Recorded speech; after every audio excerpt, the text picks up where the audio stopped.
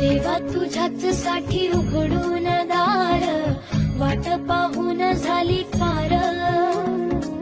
चिंता हरून देवा थकला असणार, दे माझ्या खांद्यावर भार.